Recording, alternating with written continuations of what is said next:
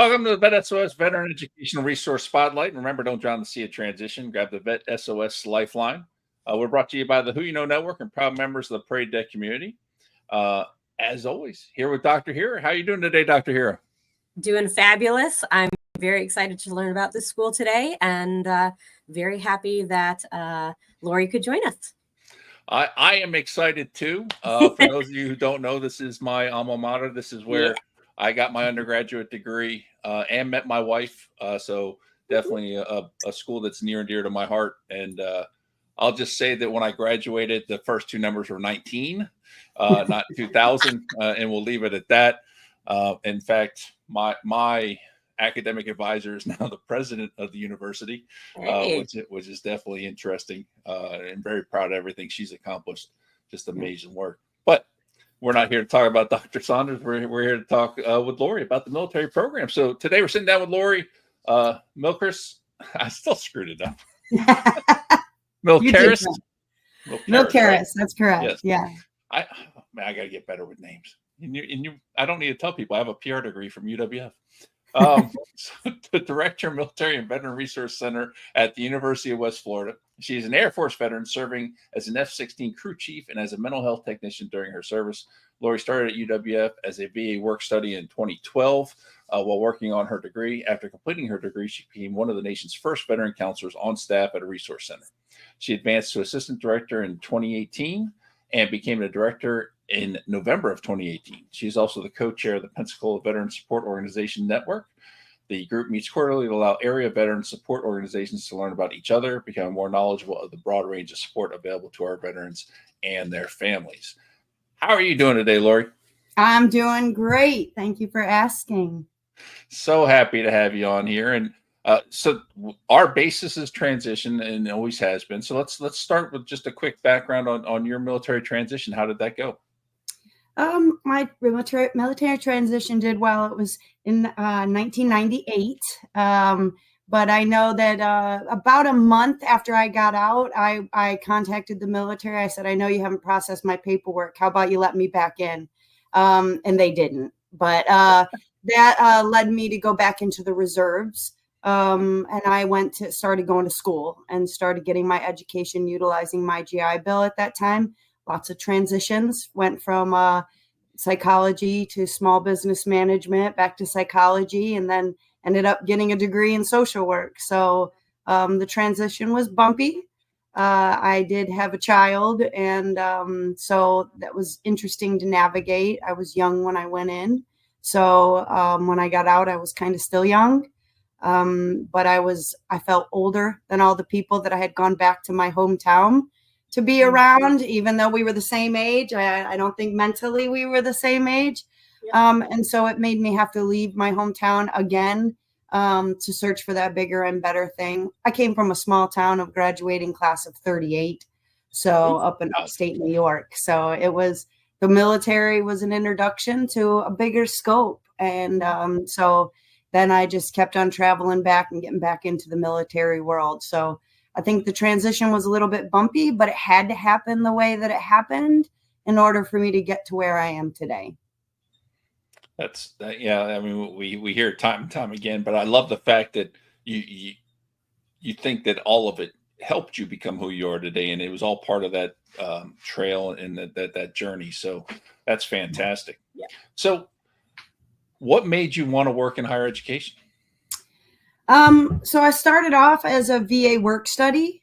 And while we were in the program, while I was working as a work study, I was also getting my master's degree in social work. And I started, noticing with my boss that if you don't have a GPA at a certain standard of procedures, SOPs, at 2.0 for undergrad or 3.0, your benefits are terminated after 3 consecutive semesters. And so I, as a social worker, also in the VA work study, started noticing we were terminating a good amount of people. And so I went the extra step as the work study, and I started calling them and finding out what's going on, or just looking. And a lot of it had nothing to do with their ability to achieve academically. Yep. It had to do with invisible wounds. It had to do with struggles. It had to do with adjustment. It had to do with the lack of knowledge of the paperwork. Like if they retook a class, you had to turn in a paperwork for grade forgiveness, and that old one would go away.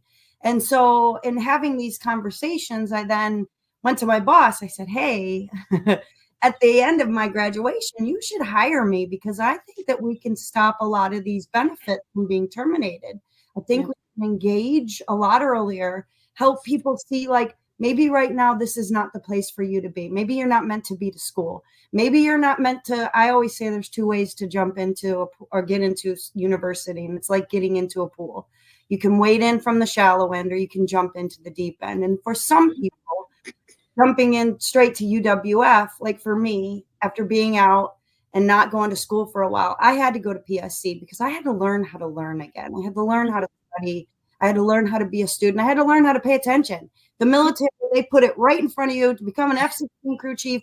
I knew exactly what I need to do with those TOs sitting in front of me. And I had to practice.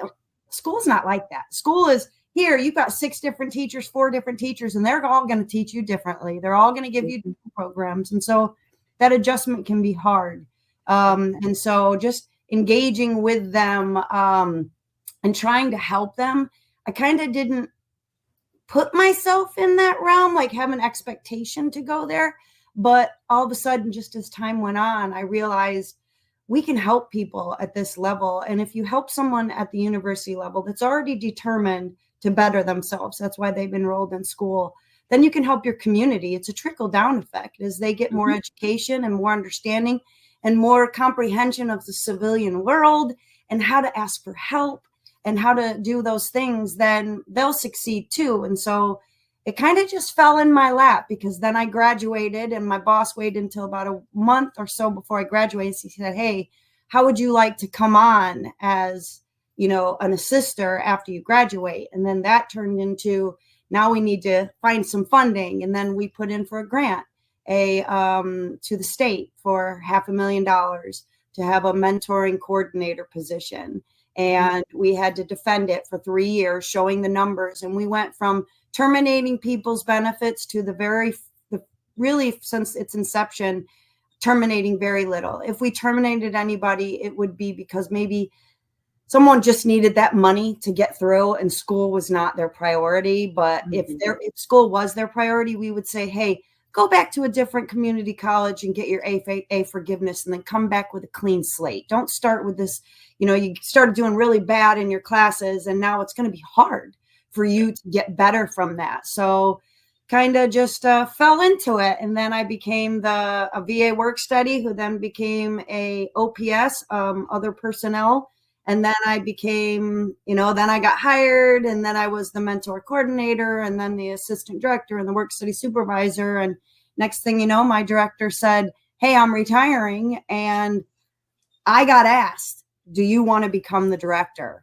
And people had seen me in this position for many years and my dedication to making the world and UWF and the individuals in it a better place. And it just kind of fell into place. And I have been here ever since. Nice. And we did just get voted by Best for Vets as the 8th in the nation as one of the best resource centers. Fantastic. Oh, I mean, you were hitting on so many different things about kind of through your story, but that evolution of what's been going on at your institution, which is wonderful to hear. Again, you know, the learning the needs along the way, reevaluating, making sure you're implementing new things. How many students right now are military connected attending?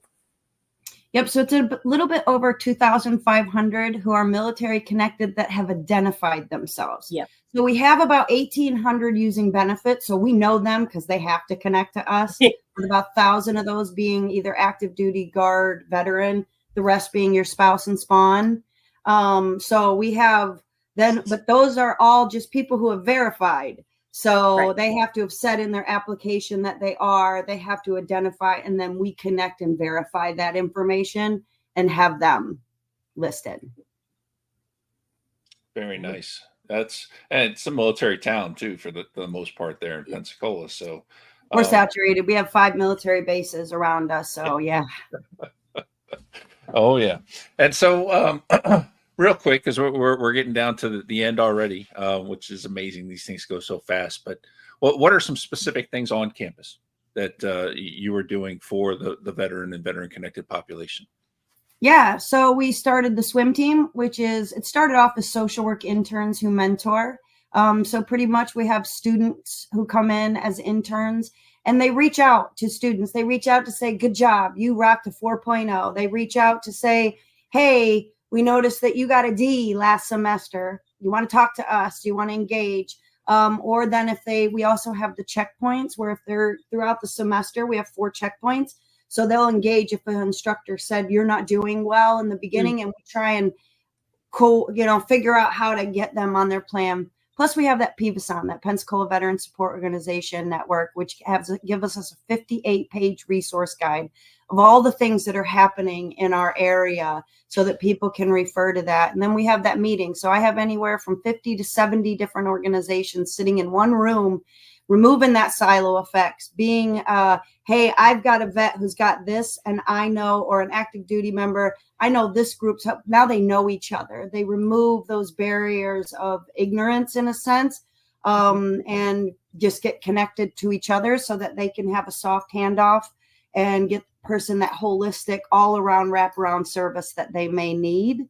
As well as we have an SVA. And we have a resource center. So we have a resource center where we always have coffee brewed. We usually always have snacks. We have about 22 laptop or computers in there, so they can come in and do their computers. We give 25 pages of free printing a day to our people, and we allow them to come in and just engage with us and have events throughout the semester. We always do our Veterans Day event and our Memorial Day event. And we just try and make it so that it's an open forum where if someone who usually would just come to school, do their class, and then go home because they have a family, they have a life, now at least they have a spot where they can come and just have a random conversation with someone talking in acronyms and talking about times that other people won't know, and then leave and feel unjudged, feel accepted, and feel like they're a part of a community. Outstanding. I love it. Yep. Absolutely love it.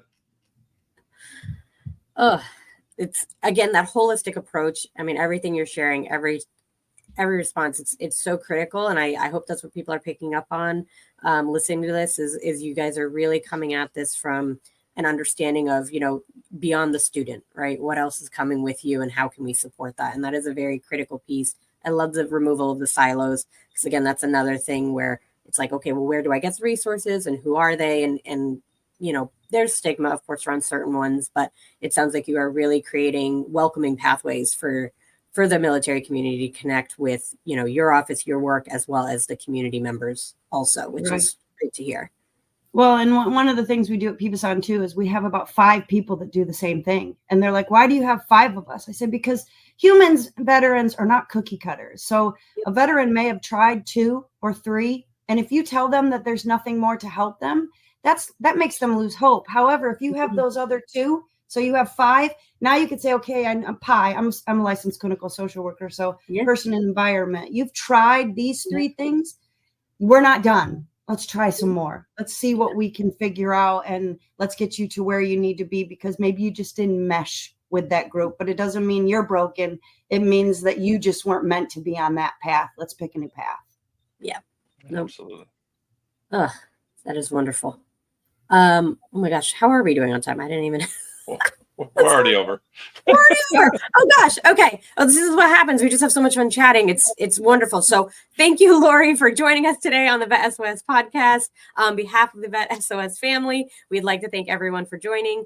You can find the VET S.O.S podcast on all your favorite podcast platforms, YouTube and social media platforms. Make sure you subscribe and follow VET S.O.S so you don't miss a thing. And remember, don't drown in the sea of transition. Grab the VET S.O.S lifeline.